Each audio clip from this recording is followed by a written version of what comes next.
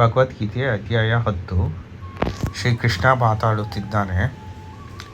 ಭಗವದ್ಗೀತೆ ಅಧ್ಯಾಯ 10 ಶ್ಲೋಕ 2.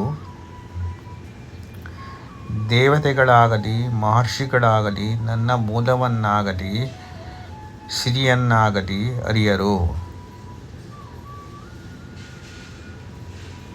ಏಕೆಂದರೆ ಎಲ್ಲ ರೀತಿಯಲ್ಲಿಯೂ ನಾನೇ ದೇವತೆಗಳಿಗೆ ಮತ್ತು ಮಹರ್ಷಿಗಳಿಗೆ ಮೂಲನು. ಶ್ಲೋಕ 6. ಸಪ್ತಋಷಿಗಳು ಮತ್ತು ಅವರ ಪೂರ್ವದ 4 ಮಹರ್ಷಿಗಳು ಎಲ್ಲರೂ ನನ್ನಿಂದ ಬಂದರು, ನನ್ನ ಮನಸ್ಸಿನಿಂದ ಹುಟ್ಟಿದರು. ವಿವಿಧ ಲೋಕಗಳಲ್ಲಿರುವ ಜೀವಿಗಳೆಲ್ಲ ಅವರ ಸಂತಾನದವರೇ. ಶ್ಲೋಕ 8. ಎಲ್ಲ ಆಧ್ಯಾತ್ಮಿಕ ಮತ್ತು ಭೌತಿಕ ಜಗತ್ತುಗಳ ಮೂಲವು ನಾನೇ. ಎಲ್ಲವೂ ನನ್ನಿಂದ ಹೊರಸೂಸುತ್ತದೆ. ಇದನ್ನು ಸಂಪೂರ್ಣವಾಗಿ ತಿಳಿದ ವಿದ್ವಾಂಸರು ನನ್ನ ಭಕ್ತಿ ಸೇವೆಯಲ್ಲಿ ನಿರತರಾಗುತ್ತಾರೆ ಮತ್ತು ಹೃದಯ ತುಂಬಿ ನನ್ನನ್ನು ಪೂಜಿಸುತ್ತಾರೆ. ಶ್ಲೋಕ 9.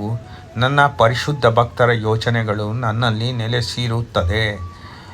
ಅವರ ಬದುಕುಗಳು ಸಂಪೂರ್ಣವಾಗಿ ನನಗೆ ಅರ್ಪಿತವಾಗುತ್ತವೆ ಮತ್ತು ಪರಸ್ಪರವಾಗಿ ನನ್ನ ವಿಷಯವನ್ನು ತಿಳಿಸಿಕೊಡುತ್ತಾ ನನ್ನ ಬಗೆಗೆ ಮಾತಾಡುತ್ತಾ ಅವರು ಬಹು ತೃಪ್ತಿಯನ್ನು ಆನಂದವನ್ನು ಪಡೆಯುತ್ತಾರೆ.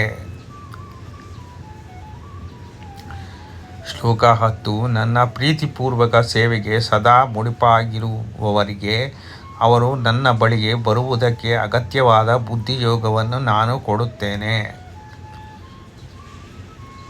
ಶ್ಲೋಕ 11. ಅವರಿಗೆ ವಿಶೇಷ ಅನುಕಂಪವನ್ನು ತೋರಲು ನಾನು ಅವರ ಹೃದಯಗಳಲ್ಲಿದ್ದು ಜ್ಞಾನ ದೀಪದ ಬೆಳಕಿನಿಂದ ಅಜ್ಞಾನದ ಕತ್ತಲನ್ನು ನಾಶ ಮಾಡುತ್ತೇನೆ. ಅರ್ಜುನ ಮಾತಾಡುತ್ತಿದ್ದಾನೆ. ಶ್ಲೋಕ 12-13. ಅರ್ಜುನನು ಹೇಳಿದನು, ನೀನು ದೇವೋತ್ತಮ, ಪರಮಪುರುಷ, ಪರಂಧಾಮ, ಪವಿತ್ರ, ಪರಿಪೂರ್ಣ ಸತ್ಯ. ನೀನು ನಿತ್ಯನು, ದಿವ್ಯನು, ಆದಿಪುರುಷನು. ನಿನಗೆ ಹುಟ್ಟಿಲ್ಲ. ನೀನೇ ಅತ್ಯಂತ ಶ್ರೇಷ್ಠನು. ನಾರದ, ಅಸಿತ, ದೇವಲ ಮತ್ತು ವ್ಯಾಸರಂತಹ ಮಹರ್ಷಿಗಳು ನಿನ್ನ ವಿಷಯದಲ್ಲಿ ಈ ಸತ್ಯವನ್ನು ದೃಢಪಡಿಸುತ್ತಾರೆ. ಈಗ ನೀನೇ ಇದನ್ನು ನನಗೆ ಹೇಳುತ್ತಿದ್ದೀಯೆ. ಕೃಷ್ಣನ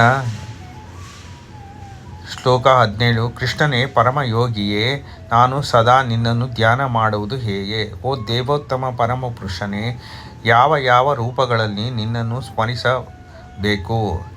ಶ್ಲೋಕ 18. ಜನಾರ್ದನ, ನಿನ್ನ ಸಿರಿಗಳ ಯೋಗಶಕ್ತಿಯನ್ನು ಮತ್ತೆ ವಿವರವಾಗಿ ವರ್ಣಿಸು. ನಿನ್ನ ವಿಷಯ ಕೇಳುವುದು ಸಾಕು ಎಂದೇ ನನಗೆ ಅನ್ನಿಸುವುದಿಲ್ಲ.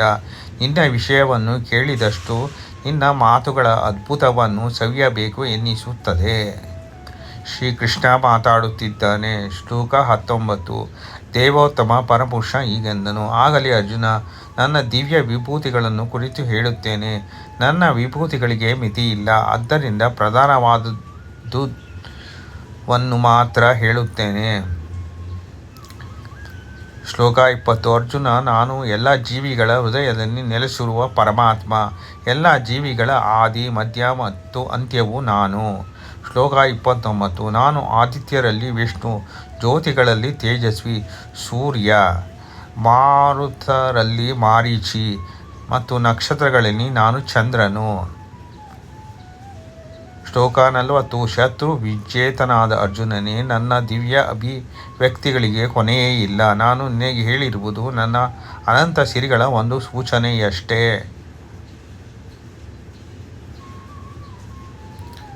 ಶ್ಲೋಕ 41. ಎಲ್ಲ ಶ್ರೀಮಂತವಾದ, ಸುಂದರವಾದ ಮತ್ತು ಉಜ್ವಲವಾದ ಸೃಷ್ಟಿಗಳು ನನ್ನ ವೈಭವದ ಒಂದು ಕಿಡಿಯಿಂದ ಮೂಡಿ ಬಂದಿದೆ ಎಂದು ತಿಳಿ. ಶ್ಲೋಕ 42. ಅರ್ಜುನ, ಈ ವಿವರವಾದ ಜ್ಞಾನದ ಅಗತ್ಯವೇನು? ನನ್ನ ಒಂದೇ ಅಂಶದಿಂದ ನಾನು ಇಡೀ ವಿಶ್ವವನ್ನು ವ್ಯಾಪಿಸಿ ಧರಿಸಿದ್ದೇನೆ. ಹರೇ ಕೃಷ್ಣ.